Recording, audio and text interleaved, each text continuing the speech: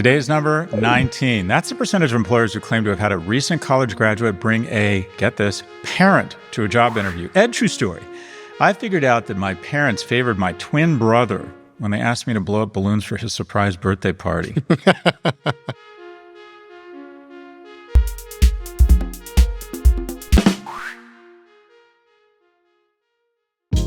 Support for the show comes from Fundrise. Not everyone should invest in venture capital, but everyone should at least have the option to invest in venture capital.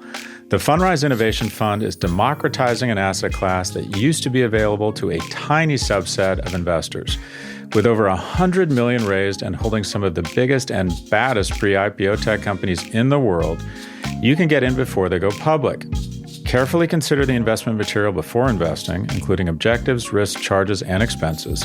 This and other information can be found at the Innovation Fund's prospectus at fundrise.com/innovation. This is a paid sponsorship. Hold me, Ed. Little twin humor. Little twin neglected dog humor. That's right. We're trying to clean it up. Still PG-13. Still PG-13. Welcome to Prof G Markets. Today, we're discussing the Texas Stock Exchange and the dying breed of the short seller. Here with the news is Prof G media analyst Ed Elson. Ed, what is the good word? I'm just pretty shocked by that stat. 19%. Makes no fucking sense. Makes no way. You think that's right? I don't know. Surely there was something wrong with the survey there, unless I'm just completely out of touch. It's unbelievable. Yeah, no. I asked my parents if I was an accident, and they said, no, it's really more of a tragedy. That could have been our opening joke, too. Yeah, there you go. You were in Scotland yesterday. How was that? And this morning, it was great. Went up there for the night to a place called the Fife Arms in Aberdeen. By the way, one of my favorite things to do is when I look at your schedule, I will look at the hotels you're staying at and Google them and look at all of the photos. So I've already seen the Fife Arms website. I know what all the amenities are. It looked quite nice, yeah. Yeah, what do you think? What should we have done? We pretty much just drank whiskey and had a long dinner. We didn't even take a walk. We didn't go outside. Also, I don't know if I told you this, but actually, speaking of parents, my parents treat me like a god, and that is they don't believe in me, Ed. They don't believe in me. Back to the Fife Arms. Do you have like a jokes website pulled up in front of you right now? Where are these coming from? 100%. So what place am I going to that you're most excited about? I love that you're stalking me. I love doing that. I don't know. First off, where are you guys going? Where's the team going? Oh, we're going to St. Bart's. That's right. That's what happens when you work for the dog. That's right. That's right. He sends you to St. Bart's. Did I tell you once I walked into my parents having sex? Seriously, Ed? Seriously? I'm not joking. It was the worst 45 minutes of my life. You've told that one before, but yeah. Never gets old. And just a reminder to go listen to the Prof G Markets feed, Prof G Markets. Go subscribe. All right, get to the news. Gladly. Get to the news. Let's start with our weekly review of Market Vitals. The S&P 500 hit a new record, the dollar declined, Bitcoin topped $70,000, and the yield on 10-year treasuries fell. Shifting to the headlines. Spotify is increasing the cost of its premium subscription plans, including the family, duo, and student plans. That's its second price hike in a year. Meanwhile, Warner Brothers Discovery also announced a price hike for Max. Morgan Stanley's trading platform E-Trade is considering banning Keith Gill, also known as Roaring Kitty, over concerns of potential stock manipulation. The company is concerned that Gill's influence can enable him to pump up stocks like GameStop for his own gain. And finally, NVIDIA became the first computer chip company ever to reach a market cap of, wait for it, $3 trillion. As of Wednesday's close, the company surpassed Apple as the second most valuable company in the S&P 500, also in the world, behind only Microsoft. Scott, your thoughts? I think that the subscription space is just such a fascinating lesson in economics and markets. And essentially what you had is everyone figured out that the future is in streaming. And it's also consistent revenue. It's not ad revenues where if there's a recession, everyone stops advertising. Even though it was a recession, people usually don't cancel their Netflix or their Spotify.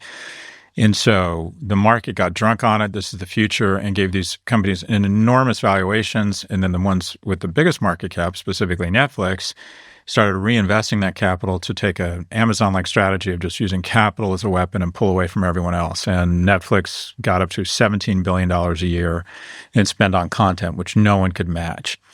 And then the markets got less excited about the space because it didn't appear anyone was very profitable, and that the space had been over-invested in because everyone was trying to catch up with Netflix. So it was a great time to be a gaffer. It was a great time to be in the business of production. But at some point, the music was going to end. And it ended about 2 years ago when Netflix crashed. And all of a sudden, it became clear that things like Paramount Plus just might not survive. And the market has done two things. It's consolidated, and it's also, based on the consolidation, given some players, specifically Netflix, the cloud cover to raise prices. And this cloud cover and the consolidation, because there's fewer and fewer options at the very high levels, has given this pricing power back to the organizations. And Spotify has increased prices. I think it's going to be twice now. And Spotify, for the first time, I think in a while, their stock is performing really well. The individual, dual, and family subscriptions will increase $1, $2, and $3 respectively. The stock popped 5% on the news. Its performance to date has been underwhelming. In its 25 quarters as a public company, it's only been profitable of 8 of them, but things are looking up. The stock has doubled in the last 12 months. And you're also seeing Max is increasing its prices on ad-free plans. So the companies that come out the other end of this, that will be the consolidate ors as opposed to the consolidate es, I think will do well. And that's one of the reasons our 3 stock picks for 25, again, invest in index funds, but it's fun to follow stocks, are Alphabet, which is up, I think, 25 or 26% on the year, and then Warner Brothers and Disney. And Warner Brothers has been a laggard. Disney's done okay because I think that the pricing power that they will register at Disney Plus and at HBO respectively will start to give the markets a reason to look at them again. But this is just a case study in overinvestment, and then a crash, and then consolidation, and then pricing power coming back. Any thoughts? I just couldn't believe the stock performance of Spotify. It's up 110% in the past year. It's doubled. It's just pretty fascinating to me. I mean, we discussed their earnings from last quarter on this podcast, which was also pretty phenomenal, 20% revenue growth. They had this massive reduction in spending. And now they're doing what great companies get to do, which is raise prices. So I think we'll see how that will affect the usership in the next earnings. It's got its next earnings call a month from now. But I have a feeling that it's not really going to hurt MAUs that much. I feel like price hikes are always less damaging than people predict. And that's certainly been the case for Netflix, as you pointed out. Thoughts on Keith Gill and E-Trade? So I thought this was really interesting. When we first talked about it in the editorial meeting, I thought, this is bullshit. It's the SEC's job to decide what market manipulation is, not E-Trade. And then it dawned on me, E-Trade is full of shit. This is what's going on, or what I think is going on. E-Trade is worried about what happened to Robinhood, and that is when the meme stock phenomena went just literally parabolic, the ability to pair trades on these highly risky, highly volatile stocks meant that the trading or the clearing firms asked them to have a certain amount of capital reserved in case the stock accelerated before they paired it with another trade. And I think E-Trade is worried that they might get caught with their pants down. Because if you remember what happened to Robinhood, they effectively said to people, you cannot buy GameStop, or I forget which equity it is. And to a certain extent, they probably should have gone out of business when they did that. And I think E-Trade looks at what's happening and says, someone in their compliance or their risk department comes back and goes, if this shit gets real again and it starts going fucking crazy, we could potentially find ourselves in a Robinhood-like position where the people who clear our trades demand so much equity that we don't have it. But this notion somehow that they've decided they're the arbiters of market manipulation makes absolutely no sense to me. What are your thoughts? Yeah, I found it really interesting, the debate that's going on at Morgan Stanley as to, as you pointed out, why they should ban him, but also why they shouldn't ban him, because it actually isn't a question of legality for them, because their terms and conditions are very clear. They can basically restrict whoever they want. That's what you sign up for when you sign up with their platform. But their concern is that if they do ban him, that they're going to make enemies with the Reddit army. And that by antagonizing him, it's going to start this chain reaction, and all of his hundreds of thousands of fans are going to leave and follow him to a different platform. And I just find it so interesting that this issue is kind of becoming a theme for every platform. And the first obvious example that comes to mind is Trump. But it's sort of like, if you're a platform, if you have users, you have to develop a strategy for dealing with these larger than life characters with these huge followings who misbehave. Because even if you rightly punish them, you risk losing millions of users and eventually probably millions in revenue. So it's interesting to me that a stock trading platform could be dealing with the same issues that we've seen over and over again on the social media platforms like Twitter and Facebook. And I just think that, every platform, no matter what industry you're in, should have a game plan for situations like this, because it feels like it's happening more and more frequently. Your analysis is the right one. But the folks at Morgan Stanley are really smart. And they sat down and said, okay, what are the risks of a Robin Hood-like moment for us? That is a terrible scenario for us. What are the risks we're going to lose a bunch of meme stock traders? They probably looked at I would imagine, their trading base and said, it's not a big part of our business. I think they would have rather not done this, all things being equal. But I think they decided the risk, the kind of tail risk or the black swan risk of an event where the stock goes to, one of these meme stocks goes absolutely parabolic and there's just, a 30, 50, 100x increase in volume. And all of a sudden the people clearing their trades freak out and say you need 30, 40x the capital reserves here. They thought, okay, that's just not a scenario where we all want to be woken up at 2 a.m. and try to figure out how to get more liquidity. Okay, so we piss off Roaring Kitty and his followers or some people on Reddit. They probably did some analysis and tried to figure out what percentage of our trading volume is these individuals. And they said, no, we'd rather piss off this small group of people and not be subject to this tail risk. Thoughts on NVIDIA to $3 trillion in market cap? Never been a company this successful. If you define success by the ability to add that type of value in a short period of time, it's added $1.8 trillion year to date. It added $750 billion in May. So it's now larger than the entire stock markets of Canada and South Korea.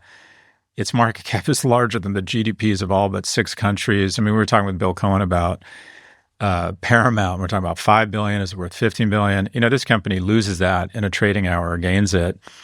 And it's absolutely striking. And we're going to see all sorts of stories here about thousands of employees in the Bay Area who are now worth $10, $50, $100 million. The numbers here, people can't even wrap their head around what the numbers here are. And then one of the things that Mia pulled up that just fascinates me is I believe that the S&P is up about 13 or 14% year to date, but half of that gain is NVIDIA. So the S&P outside of NVIDIA is basically up a little bit more than inflation. So essentially, if you have money in the S&P, you're kind of flat if you don't own NVIDIA. But if you own NVIDIA or you're part of an index fund, and this is why you should be in an index fund because you're balanced across based on a weighted adjusted ratio of the market cap, you're up 14%. But if you're buying individual stocks, most likely you're probably not doing that well unless one of those stocks was NVIDIA. And it goes back to, I think it's a lesson in the power of index investing, because what I have found, having been through a lot of ups and downs financially, is that the pain of losing a lot of money is much greater than the joy of making a lot of money. And so diversification and index funds and getting that 14% feels really good. Now, it doesn't feel as awesome as getting 300%, but what really fucking sucks is being the guy that's not beating inflation or has lost money. So this thing is an absolute phenomena.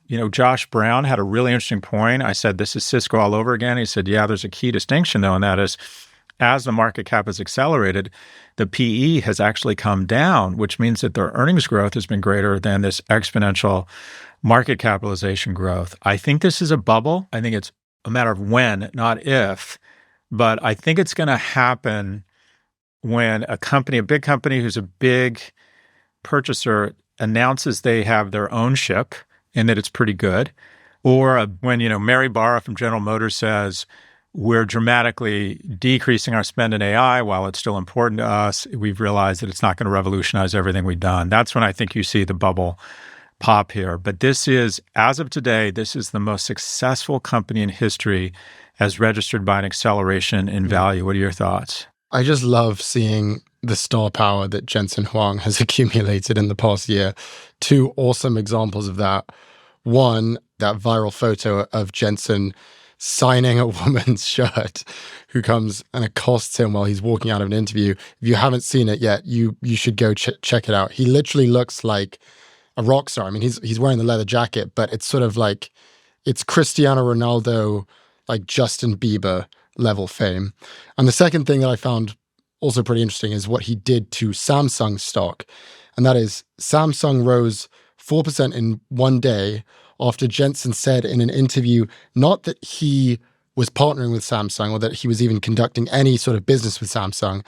All he said is that he has been looking at the chips that Samsung has been producing. And through that comment alone, he was able to create $15 billion in market value and increase the stock 4%.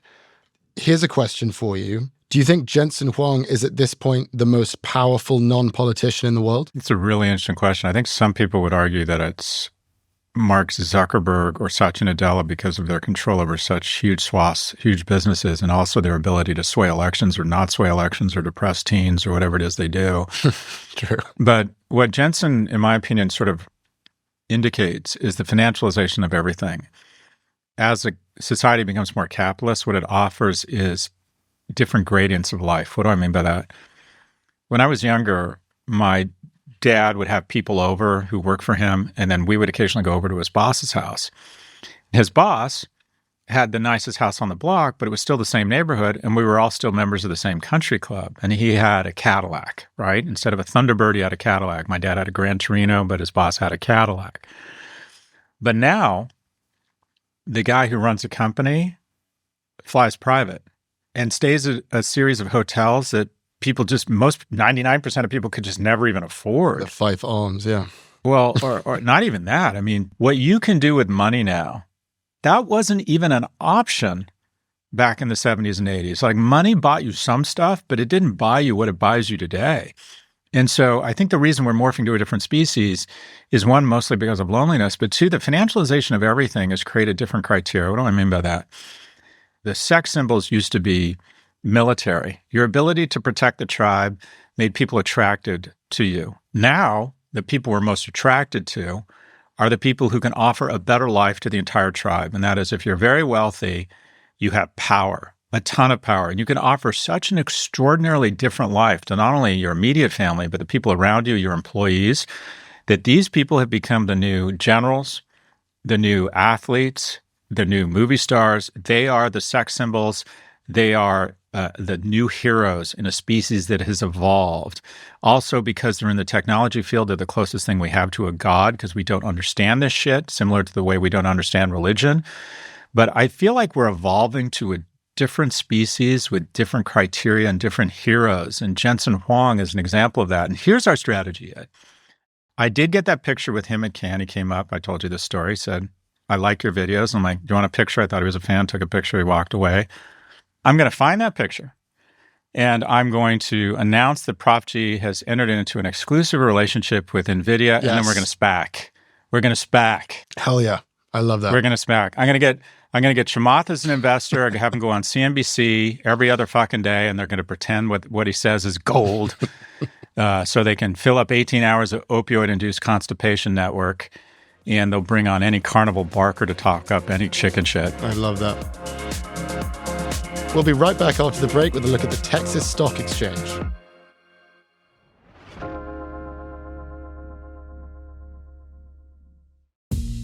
Support for the show comes from Fundrise. Venture capital has been one of the unsung heroes of our economy for decades. Go look at the S&P 500. Nearly every major tech company on that list was once venture-backed. Venture funds saw their investments in those generational companies skyrocket in value at unimaginable multiples. The technology boom since the late 90s made venture capital the highest performing asset class in the world over the past 25 plus years. The hard truth, however, is that the biggest venture funds were almost entirely funded by institutional investors like endowments and sovereign wealth funds. Unless you knew a guy who knew a guy, you and most other investors could not get in early. That meant missing out on hundreds of millions, if not billions of dollars of each company's growth. The Fundrise Innovation Fund is changing that. It's designed specifically for individual investors, aiming to bring its portfolio of technology leaders, disruptors, and pioneers to as many investors as possible. Now you can get in early. Relevant disclaimers can be found at the end of the show and at fundrise.com/innovation.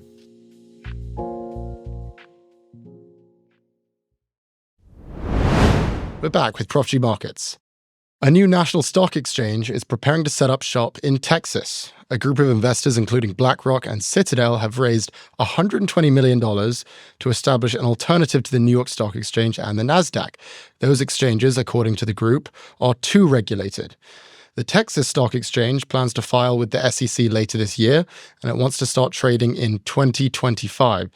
Scott, the NYSE and the NASDAQ have had this duopoly on the US stock market for years now. How do you think the Texas Stock Exchange could affect the financial markets? Well, I like this in the sense that I think we need more competition. I just think it's a good idea to have more than two options in what is the largest equity market in the world. The U.S. markets trade more than $360 billion in value each day, and that's more than 4 times the liquidity of all European markets combined. So it really is at this point a bit of a duopoly. And then what you see is because the criteria and the risk disclosure that the SEC mandates to trade on these exchanges results in a series of companies that have a halo of prestige, that if you're a publicly traded company on the NYSE or NASDAQ, it says something about you. It's like going to Princeton, for example. It says that you're smart, you're probably mentally fit, and probably an entitled douchebag. But still, despite this, the average PE in London is 13. The average PE on the Shanghai Index is 13 also. And New York City, it's 26x. That's the combined or the average PE of firms on the NYSE or the NASDAQ. So these companies offer an incredible brand halo, and they also get paid for it. So the minimum fee to the exchange for listed companies in London is $14,000. In Frankfurt, it's $17,000. And here's the duopoly gets their pricing power. The NASDAQ and the NYSE are $52,000 and $80,000 respectively. So I like competition. The thing I don't like about this is, of course, this is the politicization of everything. This has very much a red state feel, and they're trying to say NYSE and NASDAQ are blue state. And I thought, God, I never thought of them as blue. I just thought of them as financial. But it feels like everything is being politicized, right? Just as we were talking about the financialization of everything, we have the politicization of everything. And I would bet that the person behind all of this, who said, I'll be your anchor tenant, is Elon Musk. I think he's so pissed off about what's happened with the SEC and his pay package. I bet he can't wait to move all of his shit and trade on the Texas, whatever it's going to call, the Yeehaw Stock Exchange or the Texas Stock Exchange. So it's sort of discouraging that my guess is, intentionally or not, they're going to position it as red state versus blue state. What are your thoughts? Well, I think it's interesting to go over what the complaints about the NASDAQ and the New York Stock Exchange actually are. So there have been complaints about costs, particularly costs around trading data access and financial data, but that's mostly an investor complaint. It's less of an issue for a company listing itself. And, there's obviously the listing fees and the annual fees, but those numbers are pretty small. There's also been complaints around regulatory overreach, just that there are too many rules and too many regulations for both exchanges if you want to list. But the most common complaint that I'm seeing, and this is what I find so interesting about this story, is that both exchanges are too woke. Like every written opinion on this topic, there's this one fact that they love to talk about, which is that the NASDAQ has these rules around board diversity. And the rules are that 1, your board has to have at least 1 female director, and 2, your board must have at least 1 non-white or LGBTQ plus director. I think those rules are ridiculous, personally. But I also find it pretty ridiculous that you would go out and create an entirely new exchange, basically just to spite these other exchanges that you think have become too woke. So I agree with you. I think it's important to have a board that looks at least somewhat representative of your customer base and your employee base. But the exchange is mandating it. I just don't think they should be in that business. No one charged the NYSE or NASDAQ with social engineering or solving the world's, diversity problems. I don't think that's the business they're in. I think it's a lot of virtue signaling. And I think investors can make up their own minds. So they have kind of created an opportunity or white space, but they'll also have lower or less stringent disclosure or filing mandates. This will be more like we're a market maker and we're in the business. We're going to be more, they're not going after investors. They're going after investors on the woke shit, which is, I don't know, what a fine. But who they're really going after is companies by saying that we're going to make it less expensive and less onerous for you to list on this exchange. And then they'll say to consumers, I just smell musk here. Yeah, right. I smell musk here. Yeah. I think Tesla and SpaceX and I think and Twitter or X, whatever it's called, are going to end up on this exchange. And then some of the politicians in Texas will urge companies to relist on this exchange. It'll be a states thing like Texas and New York. We hate each other. We'll don't stop sending money to New York. Yeah. I mean, you mentioned like fees. That fee that you mentioned before, $80,000 for annual fee to be on the New York Stock Exchange. Like that's nothing. Like I just can't see the value proposition here being anything but screw the woke liberals. Yeah, but as someone who I didn't run a public company, but I founded a public company. I think what did I think? I think it was like, I think we figured out to be public costs $2 to $3 million a year. In terms of the accountants you've got to hire, the audit requirements, the filings, it's real cabbage. And my guess is they're going to try and say to businesses, we're much lower cost, not only on the fee. Yeah, but the regulation. They're going to try and position themselves as more business friendly on the supply side and on the demand side to consumers. We're Texas. I think this story also plays into a larger economic story about Texas, and that is businesses just love Texas right now. And just some stats on that. It's one of the leading states in terms of business relocation. And Texas is now tied with New York for having the second highest number of S&P 500 companies in the state. They're both just behind California. That's a great stat. That includes old companies like Exxon and AT&T, also new players like Tesla and Oracle. GDP growth was 5.7% last year. That's the second highest in the nation. And then, of course, there's this Texas versus Delaware story that's playing out where Elon wants to reincorporate Tesla in Texas instead of Delaware. He's encouraging all these other companies to do the same. What are your thoughts on Texas and just the possibility that it could lead the U.S. in terms of business activity? I think Texas is fantastic. I think it's done a great job. I can't stand it when people create a stereotype around Texas as being this kind of Republican I mean, Austin's an amazing city and it's attracting a ton of business and it's a progressive place. Houston's a decent city. Dallas, one of the things I was just so moved by is that I have a friend whose daughter is severely disabled, and they moved to Dallas because Dallas has developed an enormous infrastructure of nonprofits and healthcare companies and public infrastructure that is specifically focused on kids with severe disabilities. Wow. And you just immediately go like, fuck, yeah. I mean, right on Texas, right? That's awesome. And that it's so strong and it has such a reputation for this that a lot of people with kids who are struggling move to Dallas. And also, I all the stereotypes about it being just a bunch of, white good old boys in cowboy hats. There's a huge Indian population.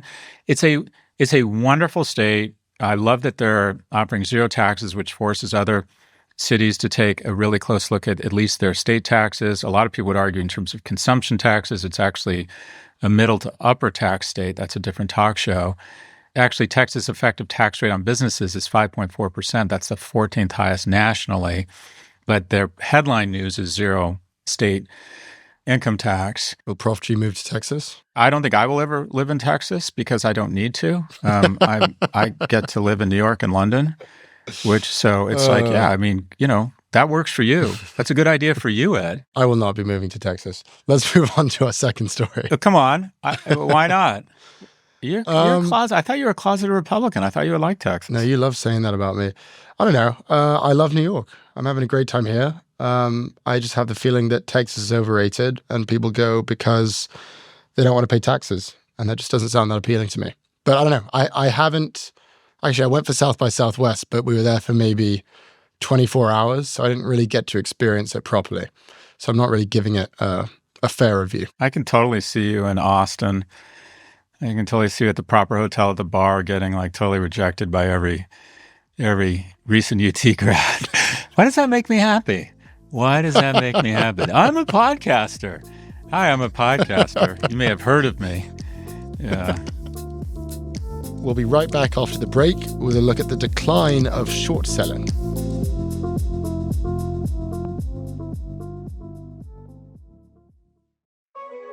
Support for this show comes from Fundrise. Artificial intelligence could be the biggest wealth creation event in history.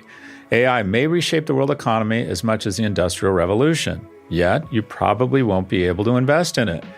That's because most of the AI revolution is being built and funded in private markets. OpenAI, Anthropic, and Databricks are all private companies. The vast majority of AI startups are going to be backed and owned by venture capitalists, not public investors. Until now, the Fundrise Innovation Fund aims to challenge the status quo by democratizing venture capital. With a $100 million portfolio already holding some of the biggest and baddest pre-IPO technology companies in the world, the Fundrise Innovation Fund is already well on its way. AI is going to revolutionize our lives. Should we have the choice to ride the wave instead of just getting swept along? The Fundrise Innovation Fund is on a mission to level the playing field. Relevant disclaimers can be found at the end of the show and at fundrise.com/innovation.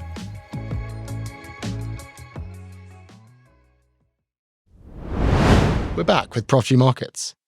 It appears that short sellers may be a dying breed. For the average S&P 500 company, short interest in its stock is at its lowest level in more than 20 years.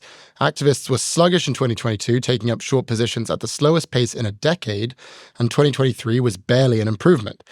Even the most famous in the game have bowed out. Jim Chanos, who's known for calling BS on Enron, gave up on shorting last year. Assets in his short-selling hedge fund had cratered from more than $6 billion in 2008 to less than $200 million in 2023. Now, as a reminder, short selling is a strategy where you borrow a stock, sell it, and then buy it back at a lower price. You're essentially betting on the stock going down.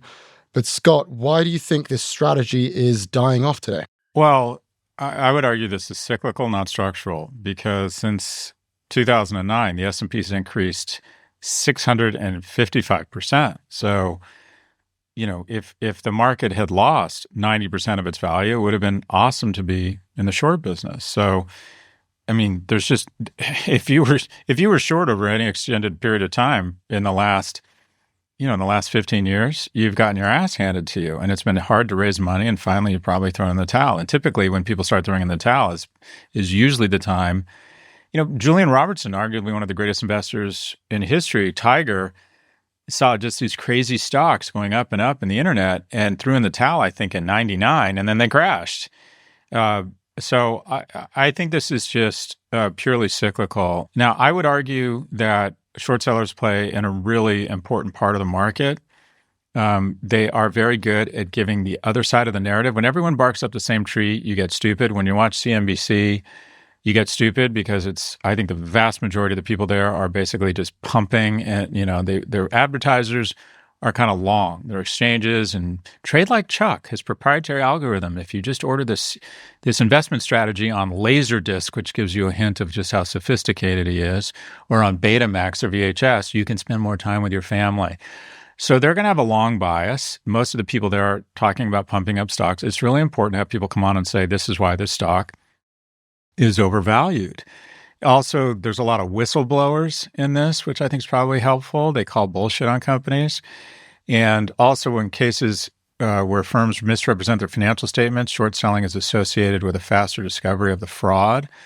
And it also diminishes share price inflation that occurs when firms misstate their earnings. So this is important. It's also short selling is used by large institutions as a means of hedging their long exposure because, yeah, it's sure you give up some on the upside, but if things go to shit, your widows and your orphans don't. The reason I go short sometimes, or at least the way I justify it, in addition to the crack cocaine dope hit I have to gambling, is that I think, well, I'm so long, especially heavy in tech, because that's kind of what we do, that it's not a bad idea every once in a while to just have a bit of a short position. And hedge funds are supposed to be 60-40, 60% long because the natural trajectory of the markets is usually up, but also to go short. And what's ended up happening over the last 15 years is hedge funds really aren't hedge funds. What they are is levered long funds.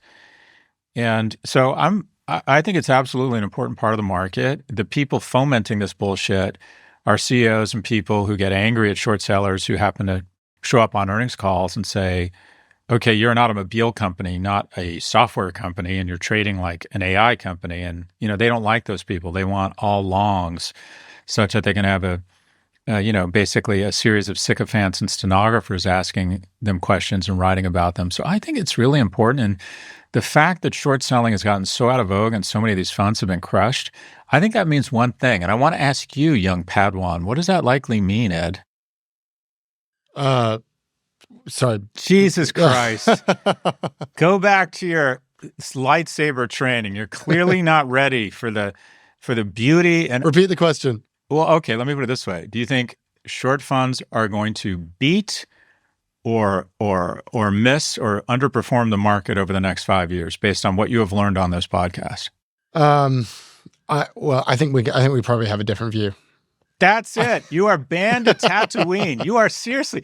Have you fucking learned nothing? I said I think we're going to have a different view. I think they'd probably underperform, but I think you're going to say that it's cyclical and that they're going to overperform. Well, the fact that you have people getting out of this business means that there's less people trying to borrow money, which means the interest costs on borrowing stock will go down, which means on a risk-adjusted basis, there's going to be more upside to shorting stock. So I would argue that this is exactly the time to think about a hedge fund or a diversified index fund that does occasionally short some companies. And I would suspect that the few short funds that survive this or go into this or run into the fire are going to overperform the market because, as Jamie Dimon said, a recession is something that happens every 7 years. It hasn't happened in 15 years, and we are due. But haven't we been due for the past...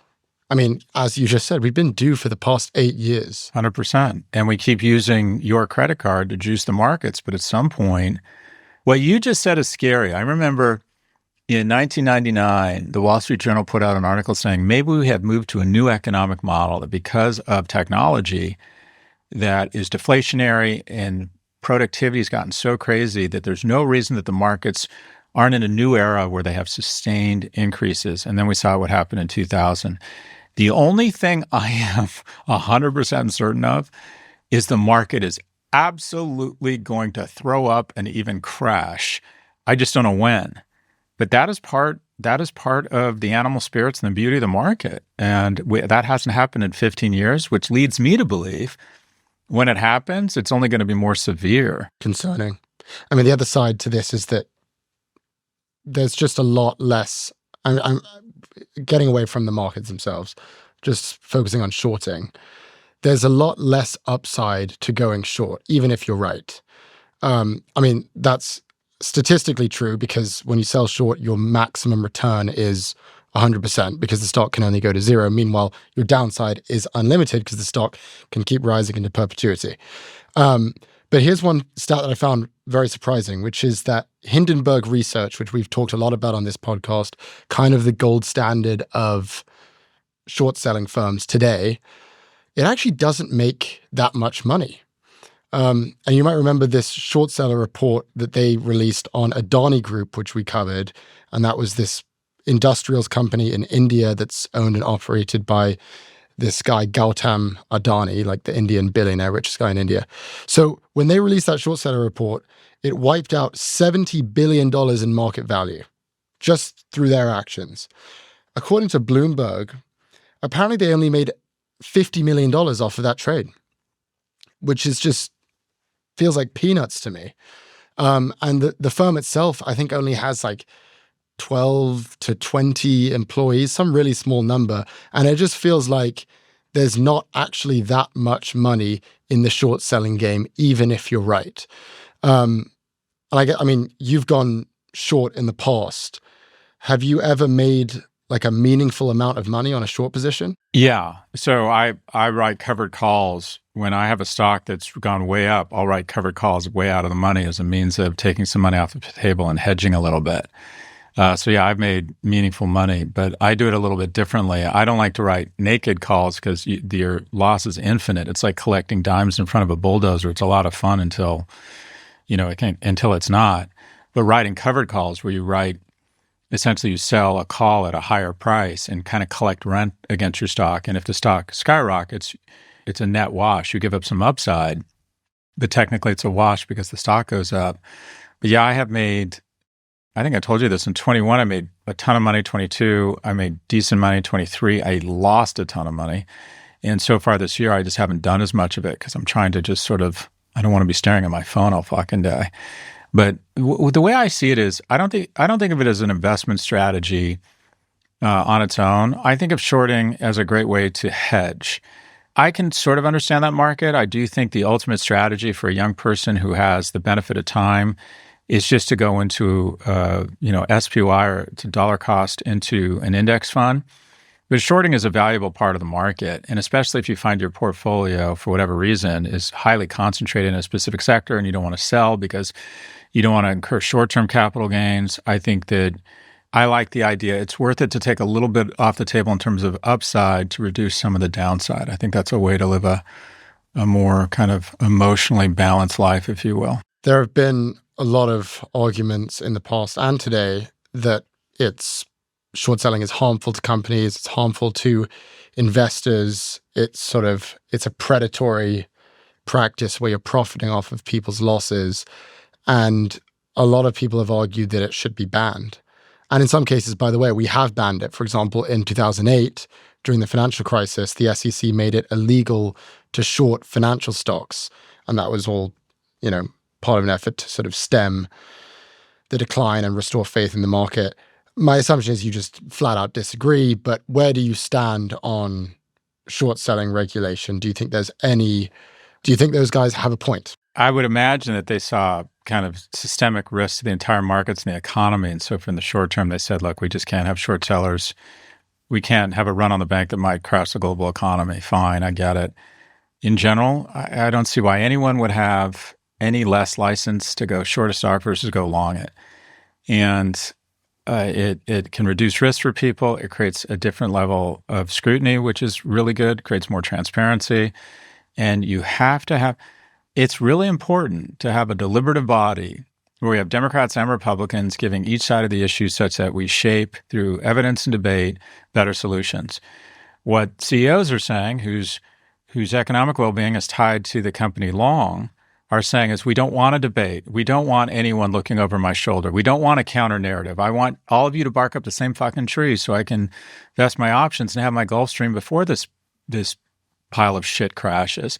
You need these people. You need these people out saying, this is why this company is overvalued.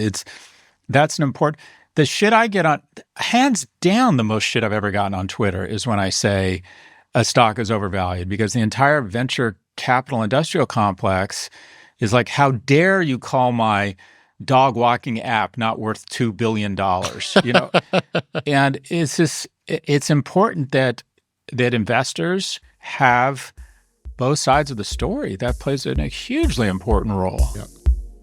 All right, let's take a look at the week ahead. We'll see earnings from Oracle and Adobe, and we'll also see the consumer price and producer price indices for May. Do you have any predictions, Scott? Well, I can't help it. I've been watching the GameStop saga again, and it's up. I don't know if you saw this. It's up 30% today. It's at $40 as we record this. My prediction is, I don't know where it's going to be next week. I don't even know where it's going to be the week after, but my prediction is within 90 days, it's below $20. My thesis all along has been that when Michael Jordan jumps into the air, it looks as if he's never going to come down, but gravity is underlying valuation. It's fundamentals. And this is a company that on any reasonable, it's trading at a PE of 1,830 right now. And at some point, the people in the stock are going to go, okay, this is fun, we're gambling, but at some point, we need to cash in our chips. And I think it'll be as violent coming down. And to say it's an okay company is really generous. And this company will be below $20 a share within, this isn't financial advice because this thing could be at 60 or more tomorrow. But in 90 days, I think it's below $20. I think it's cut in half, if not more. Gravity, Ed. Support for this show comes from Fundrise. Should only insiders be able to invest in venture capital? Historically, that's always how it's been.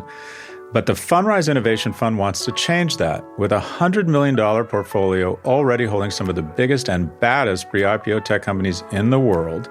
The Fundrise Innovation Fund is well positioned to truly democratize what used to be only available to a tiny subset of investors. Carefully consider the investment material before investing, including objectives, risks, charges, and expenses. This and other information can be found at the Innovations Fund prospectus at fundrise.com/innovation. This is a paid sponsorship. Thank you for watching this version of Prof G Markets. Check out our pod feed for office hours on Wednesday, and we'll be back with a fresh take on markets every Monday.